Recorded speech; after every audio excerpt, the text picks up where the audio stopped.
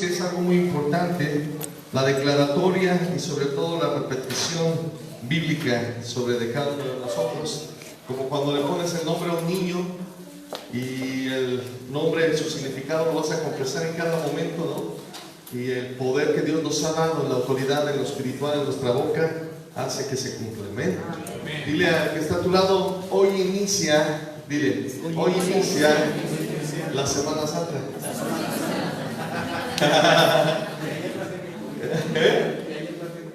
Sí. Bueno,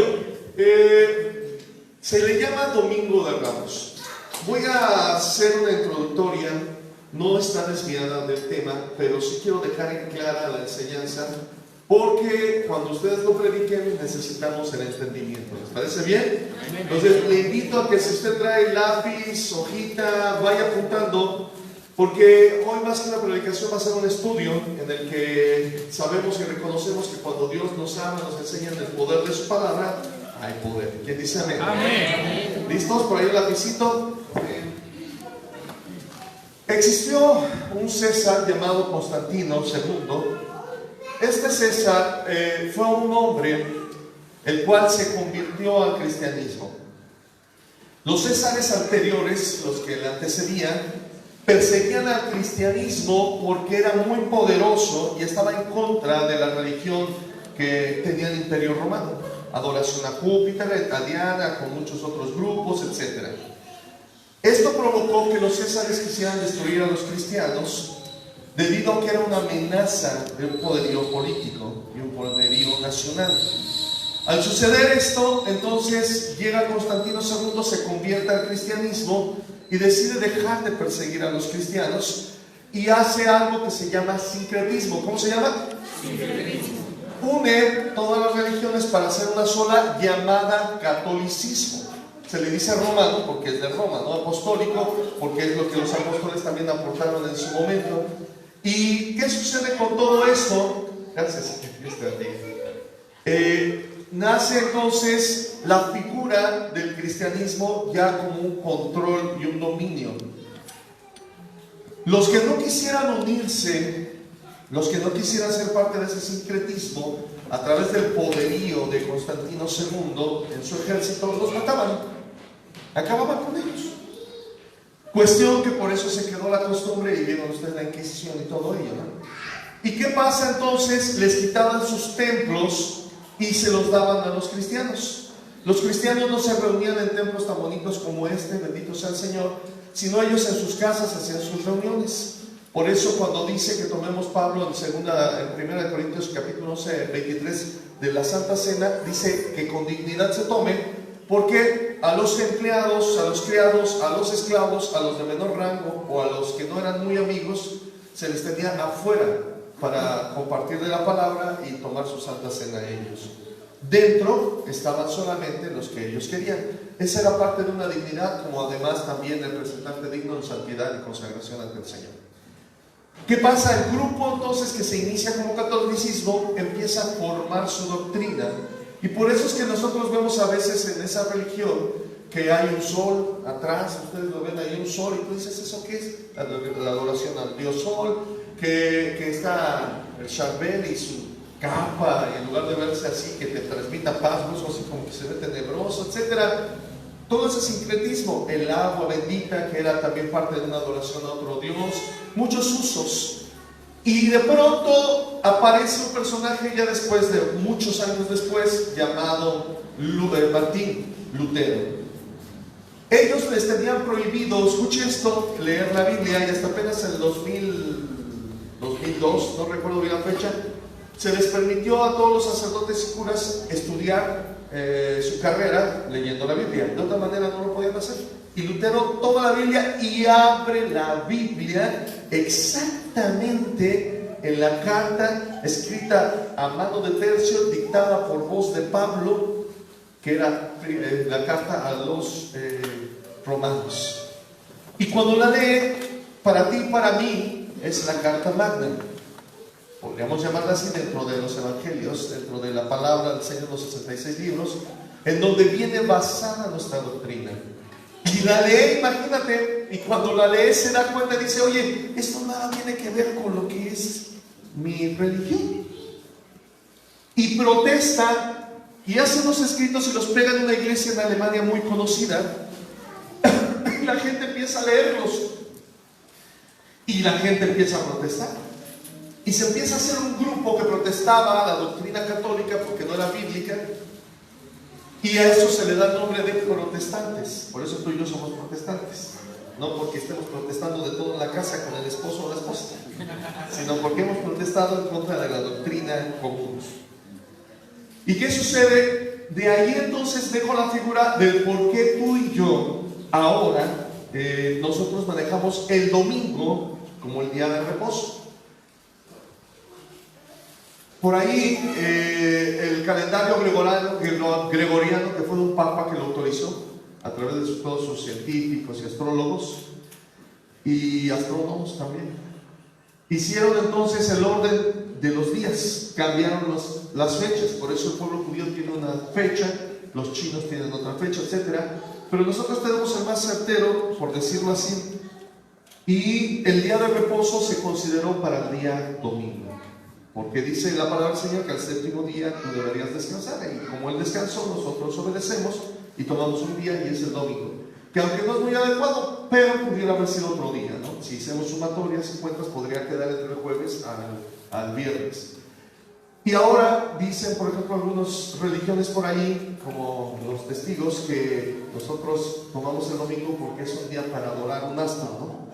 Como ellos, pues el sábado, pues Saturno, ¿no? También sería. Pero no es el tema de la disputa, sino el tema de por qué nosotros lo manejamos el inicio de Semana Santa el domingo. Y ahora, ¿por qué entonces domingo y por qué de Ramos? Vamos a tocar dentro de este estudio 4 puntos fundamentales dentro de ello, que le pido mucha atención y los apunte, para que cuando usted lo vaya a enseñar tenga más o menos la idea, porque como no tenemos todo el tiempo para dar bien la enseñanza con todo lo que es la sociología, antropología, las fechas, historia, pero lo necesario lo vamos a dar bien, ¿les parece? ¿Y qué vamos a encontrar? Punto número 1, manto, apúntenlo, manto. Punto número 2, palmas. Punto número 3, ramas. ¿Sí? Punto número 4, hosana. Hosana, con H. Como el canto de Marco Barrientos, que está buenísimo. Hosana, rey de salvación. ¿Se lo saben? Dios altísimo, hosana, Jesucristo. ¿Ya los tienen apuntados? Bueno, entonces, después de brevemente explicarles todo esto que era necesario más o menos entender por qué domingo, por qué nosotros, si somos evangélicos, usamos el domingo. Como nosotros nacemos del catolicismo, pero protestamos a su doctrina y caminamos conforme al calendario gregoriano, por eso es día domingo, ¿ok? Hoy estamos a fecha 2000, ¿qué? Hace 2019 años, conforme al calendario gregoriano, nació nuestro Mesías, nuestro Señor, nuestro Salvador. El Cristo en los cielos, descendido en la tierra con el nombre de Jesús, descrito en el idioma actual que era de ese tiempo contemporáneo, que era Emmanuel, Dios con nosotros. Y al verlo de esta manera, ahora la pregunta sería, ¿por qué domingo y por qué de Ramos? Ese sería el punto número 1. Quiero enseñarles mis apuntes que traigo, para que vean mi hojita. Ya al final, si alguien lo quiere y le entiende mis garabatos. Y quiero hablarles de esto. Vamos a trabajar con pura Biblia. ¿Están de acuerdo? Entonces, no conozco los nombres de muchos. Por favor, al final acérquense, saluden, me digan que soy fulano. Pero al menos para verle su carita, y ya nos saludamos en la calle, al menos. Mira, ahí va nuestro pastor también. Ya nos saludamos, nos abrazamos. Pero vamos a trabajar pura Biblia. ¿Quién trae su Biblia? No se vale que me lo apunten. Quiero que lo busquen, porque nos tenemos que aprender. Porque si no les va a pasar un día de estos, como dice un niño, Ajero, no viene en mi Biblia. No, Ajero no es cristiano, soy pastor. De verdad, no viene en la Biblia. Y tú tampoco, no viene en nuestra Biblia. Decían que Ajero no venía. Malaquías también. Entonces, ¿estamos listos por ahí? Entonces vamos a empezar a dar citas bíblicas. Me voy a ir así en ese orden, así. No sé si a todos nos alcancen porque son un chorro, 2 montones, pero nos vamos a ir viendo, ¿ok? Voy a dictar primero las citas y después vamos a ir trabajando con lo demás. Acuérdese, póngame atención, acuérdese de su cita. Porque cuando yo diga, por ejemplo, Mateo tal, tal, este es el mío. Y ya no estoy yo acordándome a quién le dije Mateo tal, tal. Y me ayudan ustedes. ¿Está bien? Bueno, por lógica, Mateo 1 al 11. Lucas, tú te vas, hijo, Mateo 1 al 11. Lucas, perdón por señalar, 19, 10. Tú te vas a ir, hijo, Lucas 19, 20 al 30. Tu hija te vas a ir Lucas 19, 31 al 35. Hermano, ¿cómo te llamas? Francisco. Paco te dice de cariño. Sí, no, ya te dije Paco. Y te tocaría Lucas 19, del 11 al 12. Después, hijo, te toca Mateo 21, 8. Hermana, le toca a usted, espérame, Segunda de Reyes 9, 13. Hermano, te toca Juan 12, 13. Mija, te toca allá atrás Mateo 21, 9.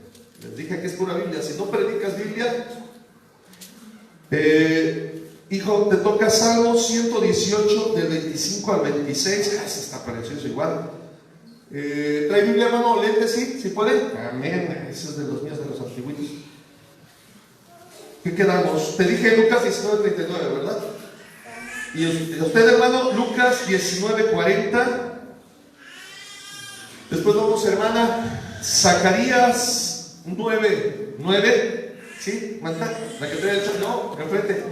¿No trae? Hermano, entonces Zacarías 9, 9. Por favor, hermano. Hija, allá atrás, Lucas 19, del 41 al 47. Y, hermano, te toca, ¿no traes? ¿Tú traes Biblia, hijo? ¿Tampoco? Allá, hija, ¿traes Biblia con el bebé? ¿Tampoco? Entonces traes eso. Mateo 27, del 22 al 23.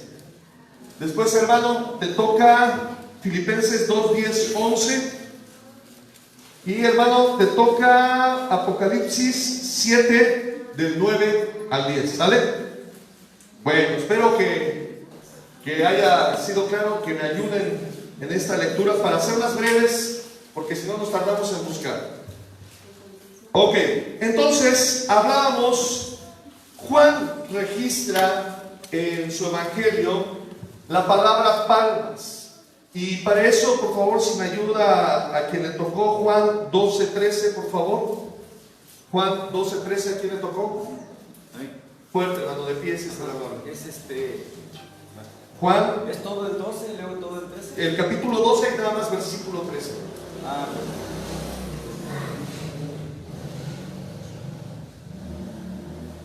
Juan, capítulo 12, versículo 13. El Evangelio.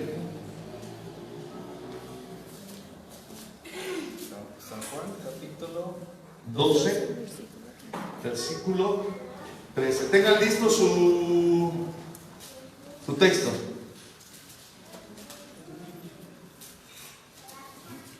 Capítulo 12, el primer texto. No, el versículo 13.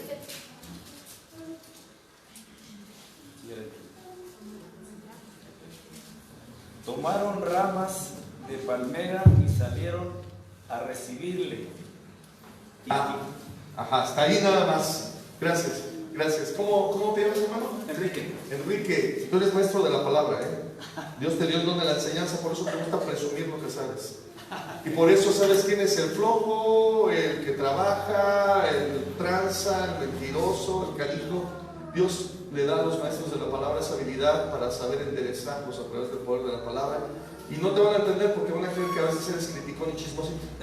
Y no es eso, sino simplemente esa habilidad que Dios te dio. Entonces, el don que Dios te dio es la enseñanza. Entonces, busca a tu pastor que te adiestre en la palabra para que pueda ser útil para el reino de Dios. Amén.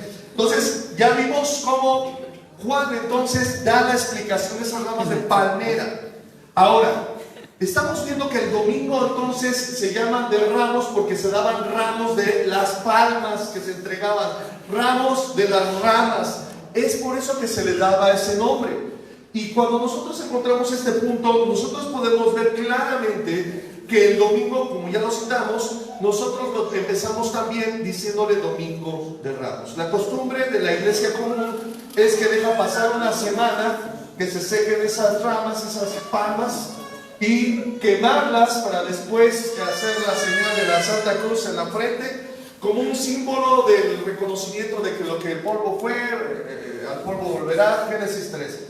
Pero bueno, nosotros los evangélicos hemos protestado en contra de eso porque el fundamento bíblico real no existe como tal.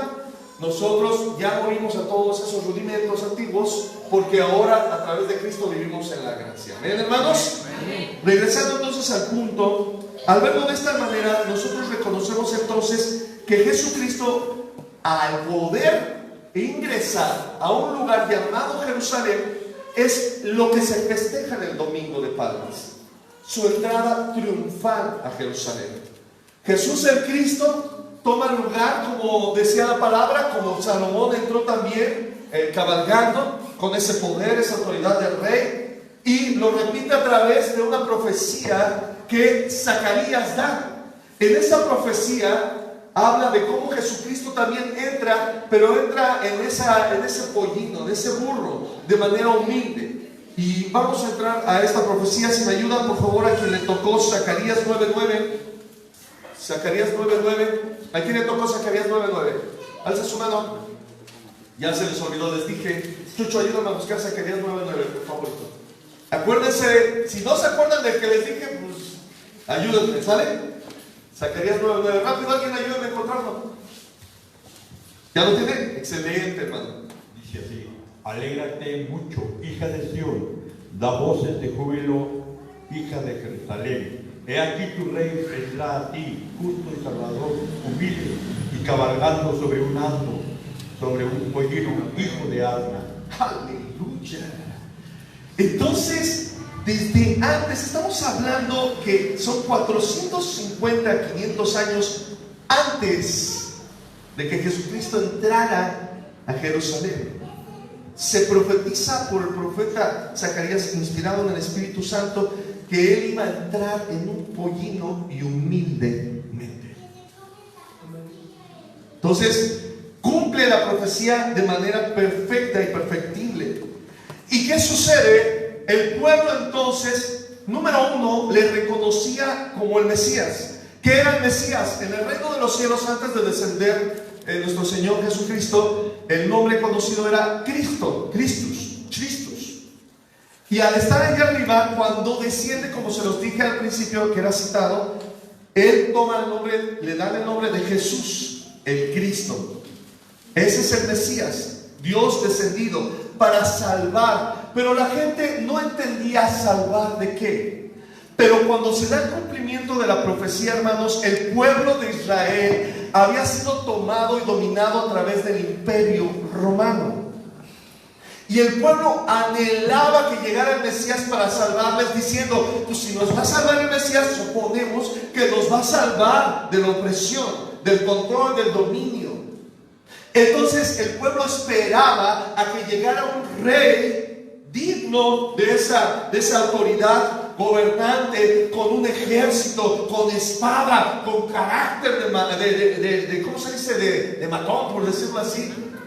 El pueblo esperaba eso. Y llega nuestro Mesías en un pollino a cumplir la profecía. Pero no entendían que él traía salvación, libertad, etcétera, todo esto eterno, para establecer un reino de otra naturaleza. El reino de los cielos ha llegado, predicaba nuestro Mesías. Ojo, él no predicaba de salvación, pocas veces lo citó.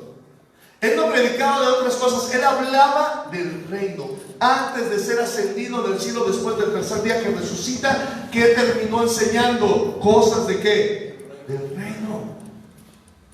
Y bueno, entonces pues Zacarías, al haberlo dicho, habla y muestra esta situación de cumplimiento. Y vemos entonces que en la Semana Santa son 7 días que él iba a terminar su ministerio. Es decir, de aquí a 7 días él terminaba su ministerio terrenal, claro, en esta tierra, porque él sigue teniendo su ministerio. Bendito eres tú, Señor, bendito porque sigues, Señor, sirviendo, Señor, a tus hijos que te aman. Aleluya. Él en el reino de los cielos sigue sirviendo. Y ahora pues entonces miramos que una semana antes de su resurrección, y él iba caminando con sus apóstoles, y al ir él caminando con sus apóstoles, manda a una aldea llamada Betfagé a sus apóstoles. ¿Y qué crees que los manda? Le dice: oye, allá vas a encontrar un pollino, y vas a traérmelo, va a estar amarrado de esta manera, y va a estar en tal lugar. Como todo profeta que es Dios, pues Dios en todo está, todo lo ve, en cualquier lugar está, omnipresente, omnisciente. Y los manda, y ellos llegan, y efectivamente donde nuestro Señor les dice que encuentran el pollino. La cita la vamos a encontrar nosotros en Lucas 19, 20, 30. ¿A quién le toca? Lucas 19, 20, 29 al 30. Y aconteció que llegando cerca de Betfagé y Betania, el monte que se llama de los Olivos, envió 2 de sus discípulos diciendo: id a la aldea de enfrente, y al entrar en ella hallaréis un pollino atado, en el cual ningún hombre ha montado jamás. Desatadlo y traedlo. Y así fue. Y cuando llega, ¿qué crees que hicieron los dueños? ¡Ey, por qué se llevan nuestro borrico, nuestro pollino? Y le contestan: el Mesías nos lo ha pedido porque lo va a montar. ¿Y qué dijeron? No, pues llévatelo. Es que imagínate que Dios dijera: ¿sabes qué? Este animal que es tuyo, yo lo voy a usar para que se dé el cumplimiento de Zacarías 9:9. ¡Wow! ¿Tienes idea de eso? Y dijeron: con gusto, llévatelo. Espérate, deja darle primero agua, ya llévatelo, para que le dure unos 3 días si quiere. No me lo regreses si quieres, llévatelo. Y le da entonces el pollino, se lo suelta. Y nosotros podemos ver allí en Lucas, a quien le tocó 19, 31 al 34 y 35. 19, 31 y lees el versículo 34. Capítulo 19, versículo 31 al 35. Y si alguien os preguntare: ¿por qué lo desatáis? Y le respondieres así: porque el Señor lo necesita. Fueron los que habían sido enviados y hallaron como les dijo. Y cuando desataban el pollino, los dueños le dijeron: ¿por qué desatáis el pollino? Ellos dijeron: porque el Señor lo necesita. Y lo trajeron a Jesús, y habiendo echado sus mantos sobre el pollino, subieron a Jesús encima, y a su paso tenían sus mantos por el camino. Aleluya. Imagínate qué hermoso, ¿no? Y de pronto entonces nuestro Mesías se sube a ese potro de burro, a ese pollino, y cuando se sube empieza a avanzar en dirección a entrar a la puerta de Jerusalén. Jerusalén estaba llena de una muralla rodeada y tenía unas puertas enormes, y para poder entrar ahí tenías que demostrar que tenías el permiso para hacerlo, que eras parte del pueblo y que se te daba la autoridad. De otra manera necesitabas un documento a través del imperio para poder trasladarte de un lado a otro, porque no eran totalmente libres. Y él, al cumplimiento, se sube al pollino y empieza a avanzar. Y cuando empieza a avanzar, nosotros empezamos a ver claramente el punto número 1, que es manto. La gente comúnmente, más los varones desde luego, por ordenanza de Yahvé, del Padre. ¿Tienes tu talita aquí? No, ¿verdad? ¿Sí? Claro. Tenía... Ay, no, es que hace frío, Chucho, me lo quito yo. Y la gente utilizaba de manera común una tela, ¿cómo se le llama? No es cuadro, ¿cómo se llama? Rectangular. Hermano, nadie me dijo. Usaba una tela rectangular. ¿Con qué fin? Los lugares de Jerusalén y sus alrededores, de toda esa parte de Asia donde nuestro Mesías anduvo caminando, eran lugares desérticos, eran muy calurosos. Entonces el talit lo utilizaban para cubrirse del sol. ¿Recuerdan la porción donde estaba María de Magdala, o María Magdalena, como ya después se le dio el nombre, que ungió, le dijo al dueño de la casa: tú no ungiste mi cabeza con aceite? ¿Se acuerdan de esa porción? Si no, léanla. Y así le dice: que no había ungido su cabeza con aceite. ¿Por qué se ungía el cabello? Porque imagínate, el sol era tan fuerte, pues el desierto, que el sol resecaba a tal grado el cabello que se quebraba y se moría, se secaba. Entonces, al llegar a una casa de un amo, un señor, de alguien que tuviera una casa, la gente tenía que poner al criado de cualquier rango a ungirle el cabello.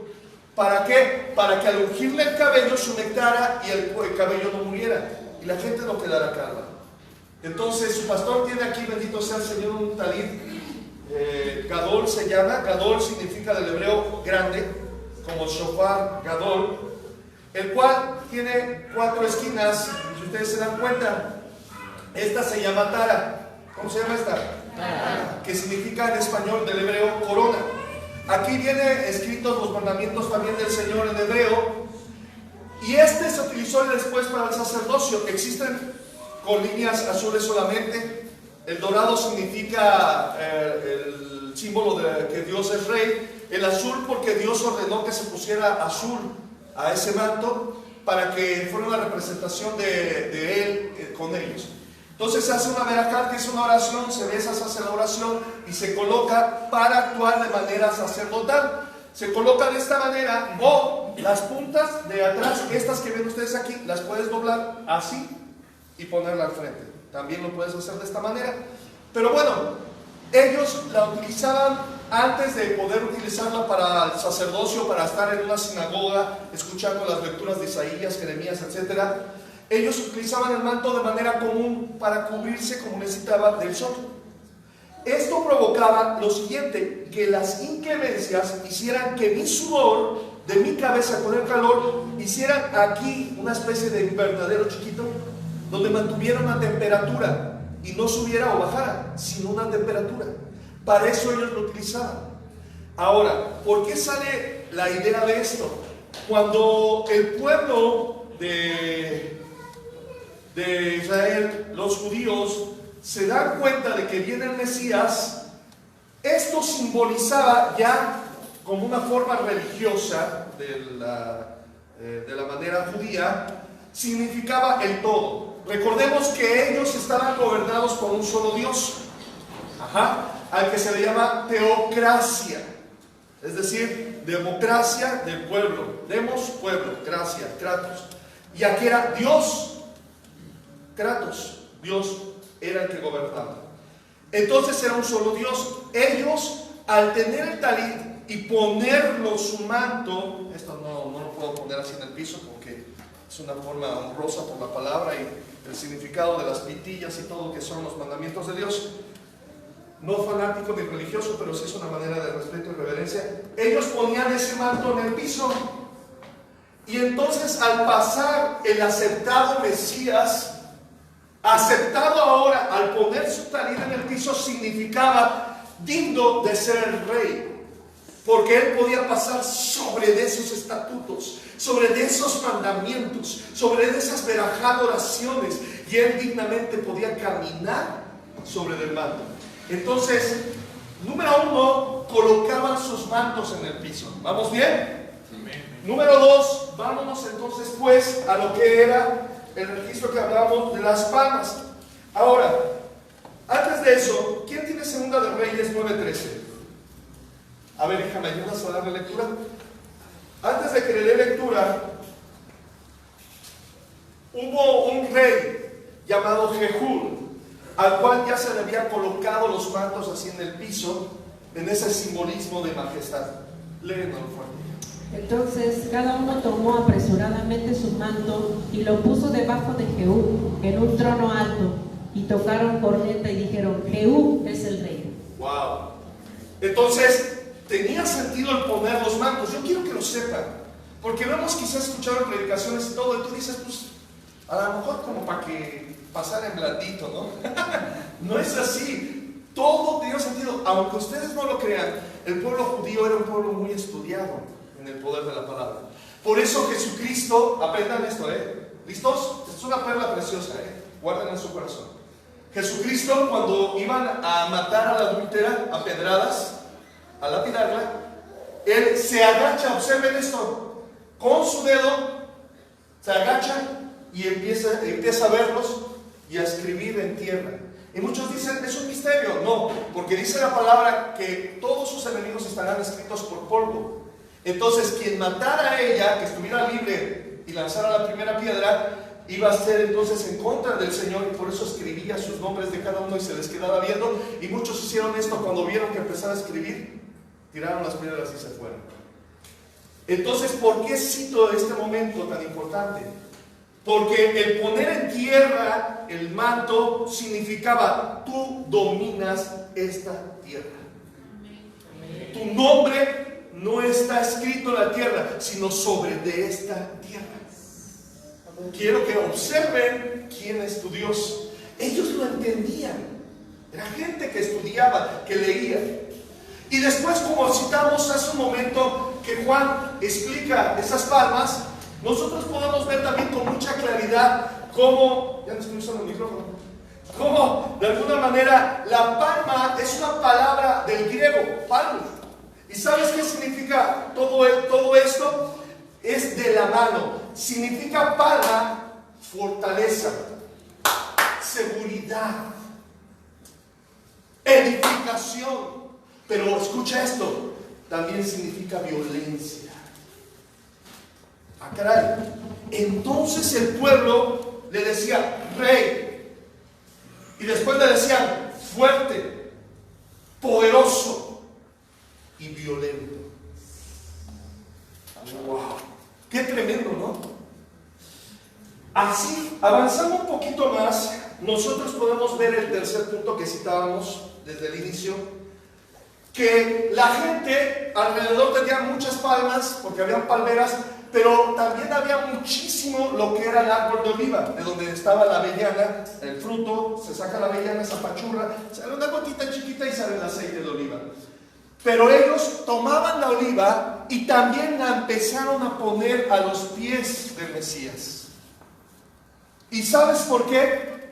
El olivo, cuando un pueblo era tomado por guerra, el pueblo se daba por vencido y tomaba hojas y ramas de olivo, no hojas, ramas de olivo, y las agitaba en un símbolo de: nos sujetamos a tu poder, a tu autoridad, y nosotros nos sometemos para tener paz. Eso significa. Entonces el pueblo, escucha, mucho ojo, el pueblo le estaba diciendo al Todopoderoso y Soberano: eres rey, eres el poderoso, pero eres el violento, y estamos sujetos a una paz, porque somos oprimidos por un poder sobre nosotros, en el cual soltamos por eso el olivo, pidiendo que haya paz a través de ti. Pero el pueblo lo estaba diciendo en el efecto de que les liberara de una forma nacionalista, de una forma política. No lo estaban diciendo como tú y yo lo entendemos. Jesucristo no vino a tomar un trono humano. Él es el que está sentado a la diestra del Padre en ese trono. Jesucristo no vino a instaurar un territorio nada más. Todo lo existente es su territorio. Él tiene Estado, tiene ministros, Él tiene todo. ¿Cuál sería entonces el territorio que Él tiene? Esta es una parte del reino de Dios, esta iglesia, este es su territorio. ¿Quiénes son los de su séquito? Tú y yo. Entonces tiene leyes, tiene normas, que es su palabra. Y Él vino a traer eso, pero el pueblo no lo entendía. Ellos extendieron los mantos, ellos pusieron las palmas, ellos pusieron las ramas, ellos dijeron después unas palabras que ahorita vamos a citar. Antes de esto, quiero dejarte que por favor leamos por allí Mateo 21:9, ¿cómo dice? ¿Qué tiene Mateo 21:9? Les felicito, qué bueno que se acuerdan, Muy bien. Y la gente que iba delante y la que iba detrás clamaba diciendo: Hosana al Hijo de David, bendito el que viene en el nombre del Señor, Hosana en las alturas. ¡Wow! Entonces entramos al punto de Hosana. Cuando tú comprendes esto, la gente gritaba Hosana, Hosana. Y a veces nosotros cantamos en la alabanza Hosana, adoramos diciendo Hosana, pero no entendemos que el pueblo reconocía, fíjate, que Jesucristo hablaba arameo. ¿Sabes? Esa era su lengua mater. Su madre, su padre hablaban el arameo. El hebreo no lo hablaba. Bueno, sí lo conocía y lo hablaba, pero porque Jesucristo era políglota. Pero su lengua mater de nacimiento era el arameo. ¿Sí? Al hablar en el arameo, la gente le hablaba en arameo diciendo Hosana, lo que significa para ti y para mí: Cristo, sálvanos, ahora te ruego. ¿Va de vuelta? Aceptamos como rey. Ponemos palmas porque tu mano, tu diestra es poderosa, pero es violenta, como las demás aseveraciones que citábamos. Podemos ramas de olivo porque estamos vencidos por un pueblo y queremos paz a través de ti, porque tú eres el Mesías que se profetizó, que nos iba a salvar, creyendo que iba a ser de una manera política y nacional, cuando realmente era una salvación eterna. ¡Aleluya! Y la gente empezó a gritar: Hosana, sálvanos. Entonces, cuando tú digas Hosana, estás diciendo sálvanos. Hosana, Rey de salvación, Hosana, Dios altísimo, Hosana, Jesucristo, Jesucristo es Rey. Es lo que le estás diciendo en ese canto, Y al decir Jesús, Cristo, Jesucristo, estás diciendo: tú eres el Mesías. Y ese pacto yo lo acepto. Entonces, al comprender nosotros este punto, quiero que observen que esa gente decía: sí, tú eres el Rey, tú eres el Mesías, el de la diestra poderosa, violenta, que nos va a rescatar de toda cautividad. A ti te decimos Hosana, creemos en ti. Y entra en el pollino. ¿Quién ha montado burro? Yo he montado burro muchas veces cuando voy a predicar a lugares. ¿Y cómo te hace el burrito? ¿Sí o no? ¿Cómo se mira uno? Al principio como que te da pena de que todos te sacuden, ¿no? Y vas hablando y lo vas haciendo así. Zacarías 9:9 dijo: humildemente. Ese potro de burro puede ser tú o yo como ministro, que a veces Dios va encima de nosotros y brillamos un poquito y la gente nos da gritos de júbilo y te dicen: este sí es un hombre, una mujer de Dios. Pero no se te olvide que al que le aplauden es el que va encima de ti. Tú eres el burro.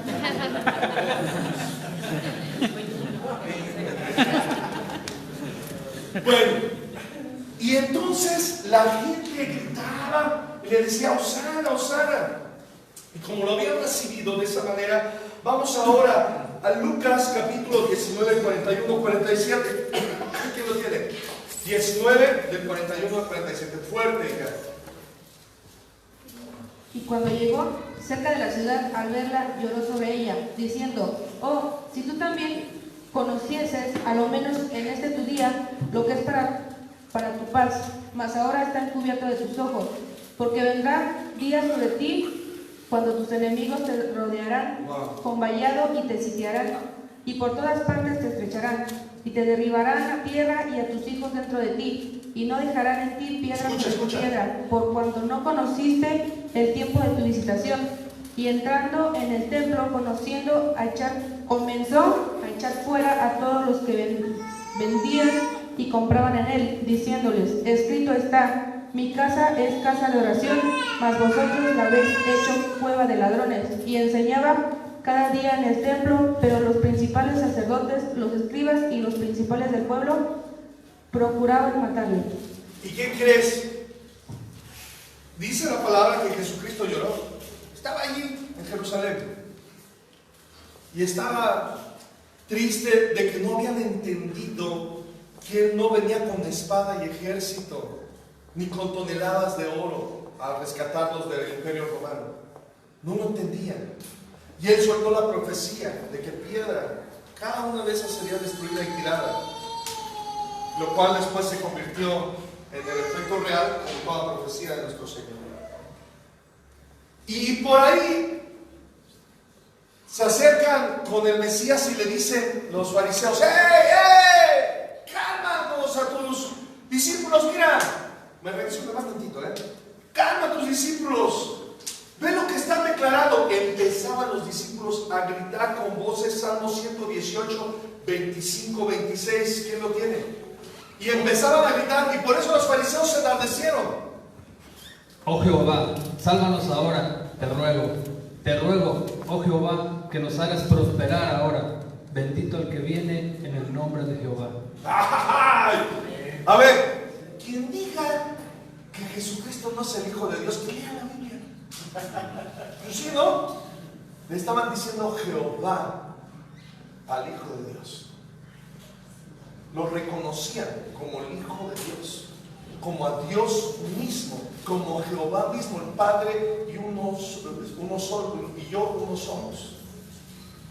Y se enojaban. ¿Sabes qué dijeron los fariseos? Los fariseos eran los políticos. Acuérdense que el control político, Roma les daba la libertad de tener sus usos y sus costumbres. Y los fariseos que se enojan y que empiezan los fariseos: ¿cómo? Este no es Jehová, este es un profeta nada más. Hasta la fecha le admira como profeta, pero no lo acepta como Jehová, como a Dios. Y le dicen: ve y habla de tus discípulos y diles que se callen. Y Jesucristo les contesta de una manera hermosa y preciosa. Antes de esto quiero mostrarte cómo dice los discípulos, los fariseos le dicen, Lucas 19:39, ¿quién lo tiene? 19:39. ¿Cómo decían los fariseos? Vean nada más a los que Dios les tenía que decir sepulcros blanqueados, perros, vino de víboras. Así les hablaba. ¿Cómo dice, hermano? Entonces algunos de los fariseos entre la multitud le dijeron: Maestro, reprende a tus discípulos. ¡Ay! Gracias, hermano. Y vienen enojados: oye, regáñanos, ¿cómo te están diciendo el salmo? ¿Cómo que tú eres Jehová? Y ve cómo les contesta nuestro Señor y nuestros Mesías. 19:40, Lucas 19:40. ¿Quién le toca? Lucas 19:40. Búsquenlo, ya se le olvidó alguien. Lucas 19:40. Rápido, ayudan a alguien, rápido. Lucas 19:40. Fuerte, fuerte. Él respondiendo les dijo: os digo que si estos callaran, las piedras clamarían. Otra vez. Y Jesús les contesta a los fariseos. Él respondiendo les dijo: os digo que si estos callaran, las piedras clamarían. ¡Aleluya! A ver, cuando tú vengas a la casa del Señor, cuando tú estés en la calle, cuando tú estés en tu casa, cuando tú te estés bañando, cuando tú estés lavando, cuando tú estés trabajando, si tú no dices loores, alabanzas a Dios, las piedras lo van a hacer en tu lugar.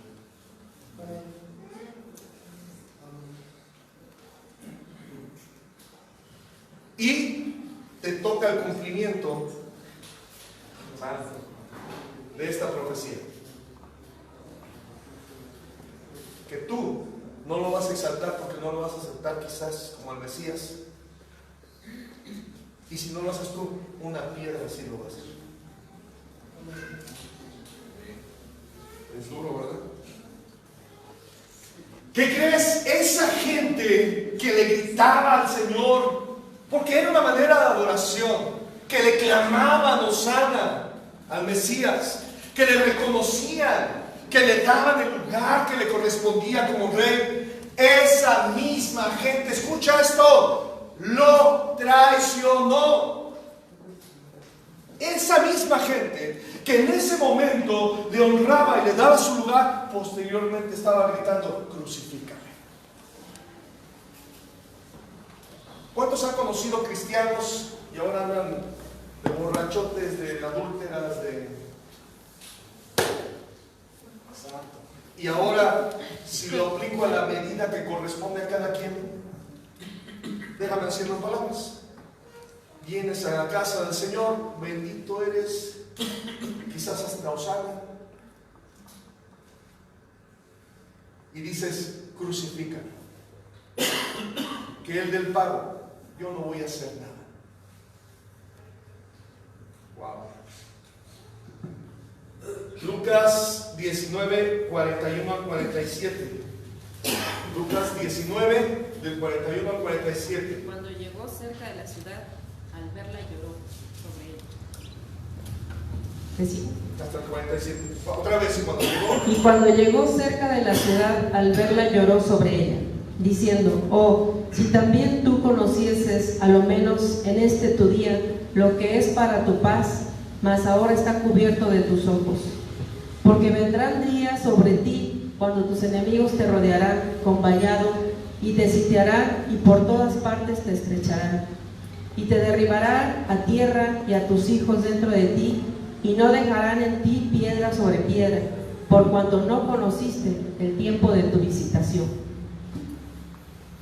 Y entrando en el templo, comenzó a echar fuera a todos los que vendían y compraban en él, diciéndoles: escrito está, mi casa es casa de oración, mas vosotros la habéis hecho cueva de ladrones. Qué tremendo. ¿Cómo dice Mateo 27, del versículo 22 al 23? Mateo 27, del 22 al 23. Quiero que observes cómo esa gente, cuando llega el Mesías, se da cuenta y llora por esto. ¿Cómo dice? Pilato les dijo: ¿qué pues haré de Jesús llamado el Cristo? Todos le dijeron: sea crucificado. Y el gobernador les dijo: pues si fuiste huérfano, si pediste limosna, o si viviste en pobreza, si viviste en enfermedad, Él ya estableció su reino en tu persona. Amén. Las cosas viejas ya pasaron. He aquí, las cosas son hechas nuevas. Amén. Ven y deleítate delante de tu Señor. Admirable, somos hijos de luz. ¡Dale la gloria al Rey!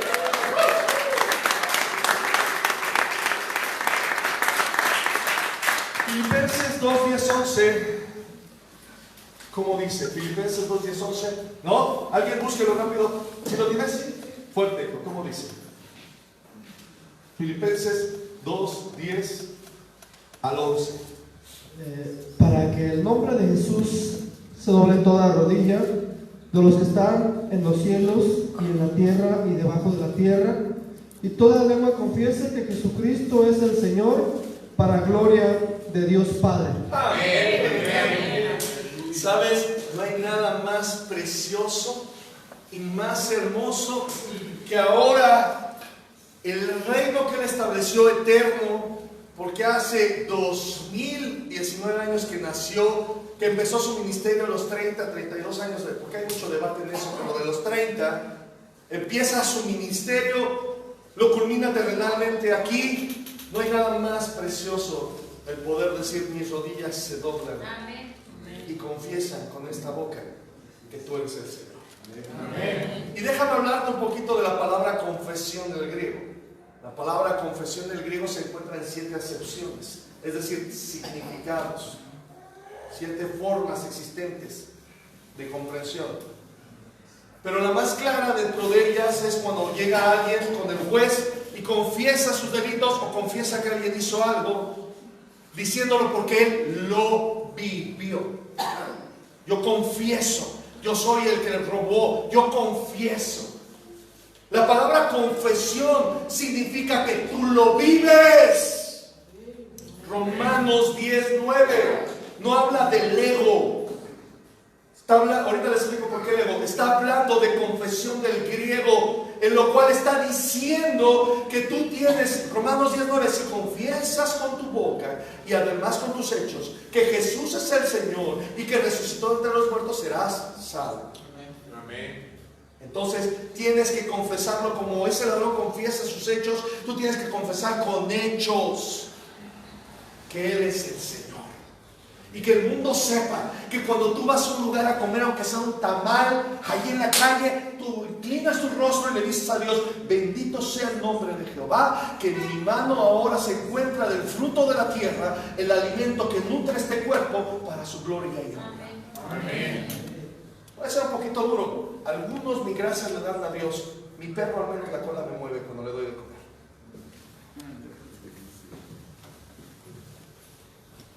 el reino de Dios será establecido. El reino de Dios se ha establecido. Y se ha establecido sobre de ti, sobre de tus hijos, hasta su cuarta generación. Porque su palabra promete que si eres salvo tú, lo será toda tu casa. ¡Aleluya! ¡Amén! ¡Aleluya!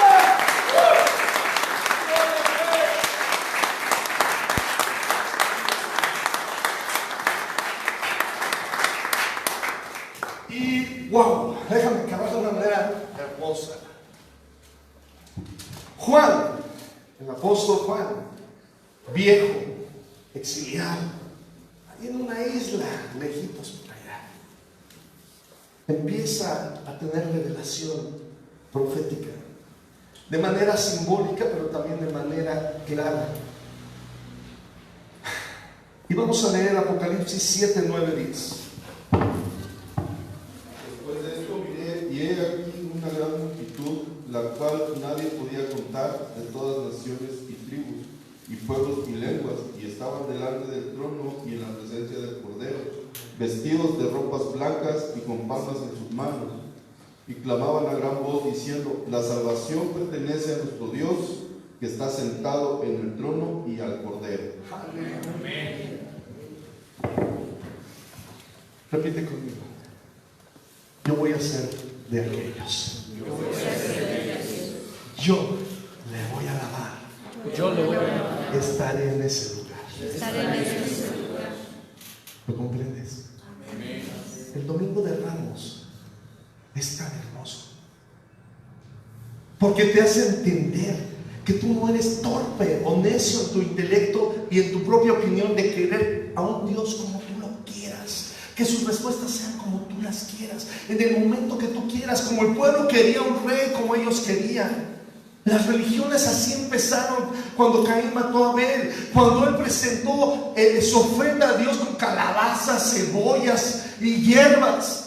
Cuando Dios había ordenado que fuera un sacrificio, porque solo por sangre Dios lavaba y purificaba los pecados. Ahí inicia la religiosidad. La palabra religión es volver a unir y ligar a Dios. Somos religiosos, pero quiero decirlo de una manera atenta en el efecto de decir que somos fanáticos. Deja de ser un fanático sin comprender que el reino de otra naturaleza se ha establecido en tu vida. Y estás hoy en un espacio territorial de su reino. Amén. Tu casa debe ser un espacio territorial de su reino. Amén. Un pedazo de ese cielo. Amén. Tú eres parte de su séquito donde quiera que vayas. Amén. Porque el Señor está contigo. Amén. Si es necesario, su vara, la enseñanza, la guía, su callado, que es el pastorado, que te infundan aliento. Pero Él siempre ha aderezado mesa delante de ti. Nunca pasarás hambres. Estarás en calma frente a tus angustiadores. Él es tu castillo, Él es tu roca, Él es tu fortaleza. En Él estarás seguro, bajo sus alas, bajo su abrigo. Porque Él es tu escudo, porque Él es tu adarga. Y no temerás ningún terror nocturno, ni saeta que vuele de día y de noche en contra tuya. Y aunque tus ojos miren una cosa, Jehová te dirá: esta es mi victoria que tengo para ti. Y lo que tú lloraste, hoy es poder. Y lo que tú sufriste, hoy es tu ministerio. Porque donde quiera que estén tus pies, yo iré contigo. Donde quiera que tú vayas, estaré contigo. Porque Él es el Rey eterno por los siglos de los siglos. ¡Amén! ¡Aleluya!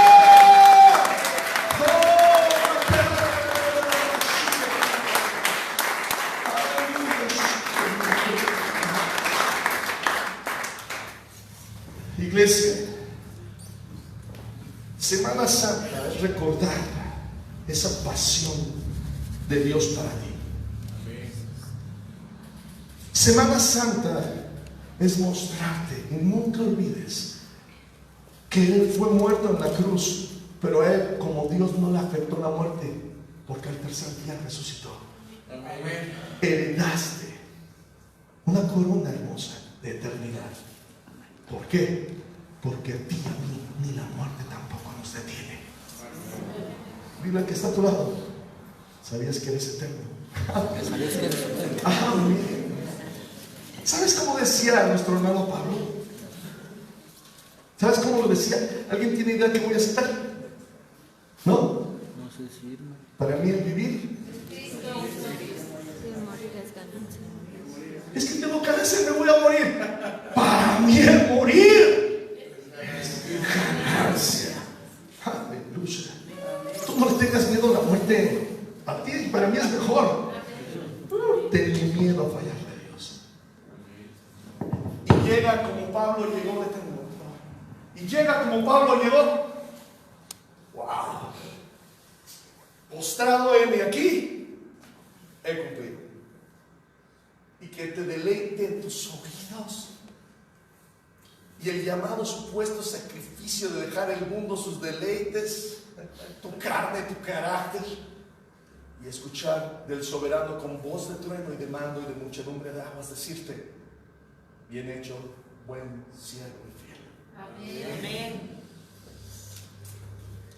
La gloria venidera no se compara con el poco sufrimiento que realmente no tenemos hoy. Póngase de pie.